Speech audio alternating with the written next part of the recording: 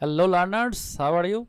অনেকদিন পরে আজকে কথা বলতেছি, যেহেতু এইচএসসি পরীক্ষা চলে আসছে এবং সামনে ইংরেজি দ্বিতীয় পত্র পরীক্ষা আছে। তো ইংরেজি দ্বিতীয় পত্র পরীক্ষাতে রাইট ফর্ম অফ ভার্বস কিভাবে আমরা খুব সহজে উত্তর করতে পারি সেটা আজকে শেখার চেষ্টা করব। তো এর জন্য আমাকে কিছু ফোকাস পয়েন্ট দেয়ার আর 4 ফোকাস পয়েন্টস। নাম্বার 1 হচ্ছে আইডেন্টিফাইং টেন্স। তার মানে আমাকে টেন্স বুঝতে হবে যে এটা কি প্রেজেন্ট টেন্স নাকি পাস্ট টেন্স। প্রেজেন্ট টেন্সে হলে আমি ভার্বের প্রেজেন্ট ফর্ম বা ভি ওয়ান বসাবো, এবং পাস্ট টেন্সে হলে পাস্ট ফর্ম বা ভি টু বসাবো। তার মানে টেন্সের স্ট্রাকচারটা আমার মোটামুটি পারা লাগবে। নাম্বার 2, আমাকে যেটা আইডেন্টিফাই করতে হবে সেটা হলো সাবজেক্ট। মানে সাবজেক্ট কি সিঙ্গুলার নাকি প্লুরাল। যদি সিঙ্গুলার হয় তাহলে একরকম হবে, আর যদি প্লুরাল হয় তাহলে উত্তরটা আরেক রকম হবে। এর মধ্যে আবার আছে থার্ড পারসন সিঙ্গুলার নাম্বার, সেগুলো হচ্ছে হি, শি, ইট এবং যে কোনো নাম। আইও যদিও সিঙ্গুলার, কিন্তু এগুলো থার্ড পারসন না, কাজেই থার্ড পারসন সিঙ্গুলার নাম্বার হচ্ছে হি, শি, ইট এবং যে কোনো নাম। এইগুলো থাকলে কিন্তু আবার উত্তর অন্যরকম হবে।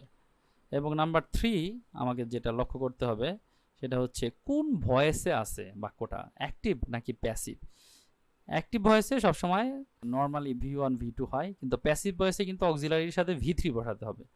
তো বাক্য প্যাসিভ না অ্যাক্টিভ সেটা বোঝার জন্য আমাকে খেয়াল করতে হবে যে সাবজেক্ট কি কাজ করে কিনা। তার মানে যদি সাবজেক্ট ভার্বের কাজ করতে পারে তাহলে সেটা অ্যাক্টিভ, আর যদি সাবজেক্ট ভার্বের কাজ না করতে পারে তাহলে সেটা হলো প্যাসিভ। যেমন উদাহরণস্বরূপ, দ্য রুম ক্লিন এভরিডে। এখানে ক্লিন হচ্ছে ভার্ব আর দ্য রুম হচ্ছে সাবজেক্ট। এই রুম নিজেই তো নিজেকে ক্লিন করতে পারে না, নিশ্চয়ই যে কোনো একজন মানুষ এই রুমটাকে ক্লিন করে। এর জন্য এ বাক্যটা প্যাসিভ, কারণ যে রুমটা ক্লিন করার কথা তার নাম উল্লেখ নাই বা সাবজেক্ট হিসেবে বসে নাই।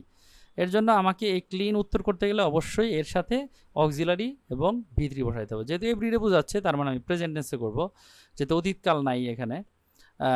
সো অ্যান্সারটা হবে দ্য রুম, যেহেতু সিঙ্গুলার ইজ বসাবো এবং ক্লিনের ভিতরি ক্লিনড বসাবো, তাহলে আমার উত্তরটা হবে the room is cleaned everyday. তো কমন কিছু রুলস আমরা আজকে দেখে নিব, যেগুলো রাইট ফর্ম করতে গেলে আমাকে অবশ্যই জানা লাগবে। একেবারে মোস্ট কমন যেগুলো দিয়ে আমরা আজকে একটা প্রশ্ন সলভ করব।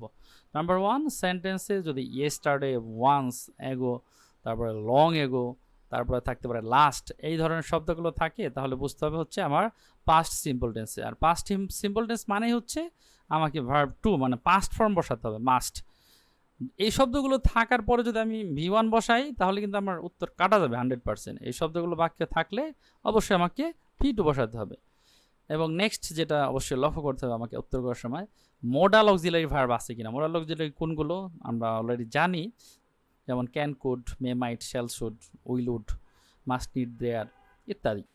এই মোডাল অক্সিলারিগুলো যদি থাকে বাক্যে এবং যদি টু থাকে তাহলে মোডালস এবং এই টু এর পরে সবসময় ভি ওয়ান বসাতে হয়। তার মানে মডালস এবং টু এর পরে আমি অন্য কিছু বসাতে পারবো না। আরেকটা ব্যাপার আমাকে মাথায় রাখতে হবে যে প্যাসিভে সবসময় যদি প্রেজেন্ট টেন্সে হয় তাহলে আমাকে এম ইজার প্লাস ভি থ্রি বসাতে হবে, আর যদি পাস্ট টেন্সে হয় তাহলে আমার ওয়াজ ওয়ার এবং সাথে ভি থ্রি বসাতে হবে। হ্যাঁ, যেমন উদাহরণস্বরূপ, ওয়ান্স দ্য বুক, এখানে বাই আছে verb, from a fair to read, তাহলে এ বাক্যে দেখা যাচ্ছে ওয়ান্স আছে মানে অতীতকাল। যেহেতু অতীতকালে আছে, এখন যদি আমি এটা অ্যাক্টিভ হোক আর প্যাসিভ হোক আমাকে কিন্তু পাস্ট টেন্সে করতে হবে। তো অ্যাক্টিভ হলে বাইয়ের জায়গায় শুধু বট হবে, আর যদি প্যাসিভ হয় তাহলে কি হবে, ওয়াজ বট হবে। তাহলে আমরা এখন চেক করবো এটা অ্যাক্টিভ না প্যাসিভ। অ্যাক্টিভ প্যাসিভ চেক করার নিয়ম হচ্ছে আমি সাবজেক্ট যেটা আছে সেটা কাজ করতে পারে কিনা সেটা আমি চেক করব কে দিয়ে প্রশ্ন করে। যেমন কে বইটা কিনবে, তার নাম কি আছে, সাবজেক্ট হিসেবে নাই, সাবজেক্ট হিসেবে আছে দ্য বুক। কাজে বই তো নিজে নিজেকে কিনবে না, তার মানে এই বাক্যটা প্যাসিভ। তাহলে আমার অ্যান্সার হবে যে once the book was bought from a fair to read. তাহলে আমাকে সবসময় কিন্তু অ্যাক্টিভ এবং প্যাসিভ লক্ষ্য করতে হবে উত্তর করার সময়, তা না হলে আমার উত্তর ভুল হয়ে যাবে। তো আমরা এখন একটা প্রশ্নের উত্তর করার চেষ্টা করব, দেখি কি হয়। যেমন প্রথমে আছে a poor man was once put in jail.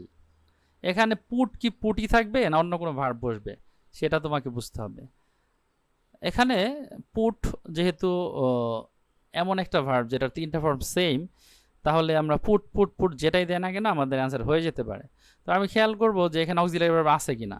এখানে ওয়াজ আছে, অলরেডি যেহেতু ওয়াজ আছে তাহলে আমি যদি ভি থ্রিও বসাই তো পুটের পি থ্রি হবে, এর জন্য প্রথম উত্তরটা পুটি হবে। আমরা দ্বিতীয় বাক্যে চলে যাব, although he dash no wrong. কিন্তু দ্বিতীয় বাক্য তো হি নিজে সাবজেক্ট, আর এখানে কোনো অক্সিলারি ভার্ব নাই, তার মানে এটা হচ্ছে অ্যাক্টিভ। তো অ্যাক্টিভ ভয়েস আমাকে যেটা করতে হবে, যেহেতু ওয়ান্স ছিল বাক্যে অতীতকাল, তার মানে ডু বসাতে পারবো না, আমাকে ডিড বসাতে হবে। নাম্বার 3 মানে সি নাম্বারে যদি আমরা যাই, লেখা আছে after a long time the king of the state dash the jail. বলছে অনেকদিন পরে রাজা গিয়েছিল ওই জেলটা ভিজিট করতে, তার মানে এটা অতীতকালের ঘটনা। তাহলে যেহেতু রাজা নিজেই গেছে, এটা অ্যাক্টিভ ভয়েস, আমাকে ভিজিটের জায়গায় উত্তরটা করতে হবে ভিজিটেড।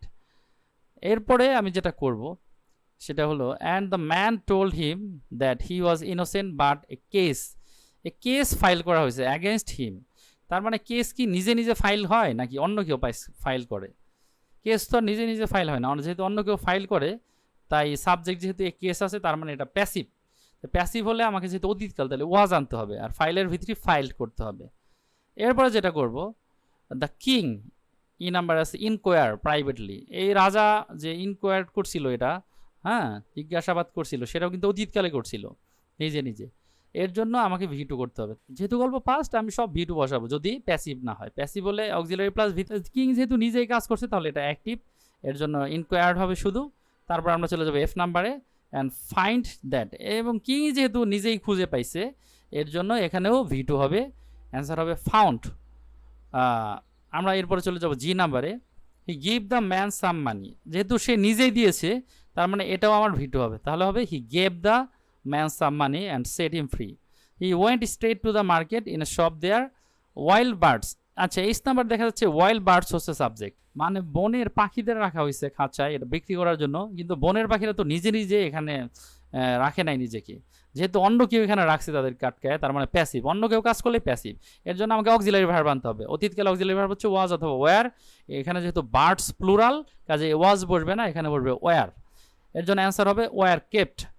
আচ্ছা, আমরা পরের বাক্যে চলে যাই। He said to the shopkeeper, সে শপকিপারকে বললো I wish to buy all the birds of our shop. বললো যে আমি এই সব পাখিগুলো কিনতে চাই এখানকার।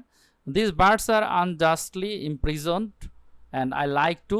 কিন্তু আই নাম্বারে যদি অতীতকাল আছে, হ্যাঁ, আর যেহেতু টু আছে, টু থাকলে অতীতকাল হলেও আমাকে ওই ভি1ই করতে হবে। তো সেটই থাকবে, আর সেটের 3টা ফর্ম সেম। লাস্ট যে নাম্বারটা আমরা দেখি, the birds would fly in the sky. এখানে যেহেতু উড মডালস, আর বার্ডস যেহেতু নিজেই আকাশে উড়ে, তার মানে অ্যাক্টিভ। সো আমার অ্যান্সারটা হবে যে ফ্লাই আছে, তো ফ্লাই থাকবে, কোনো চেঞ্জ না। তো এই অল্প 2-1টা রুলসের মাধ্যমে কিন্তু আমরা পুরো এই রাইট ফর্ম অফ ভার্বের 10টা সলভ করে ফেললাম। Please share and subscribe my channel. Thank you everyone, by.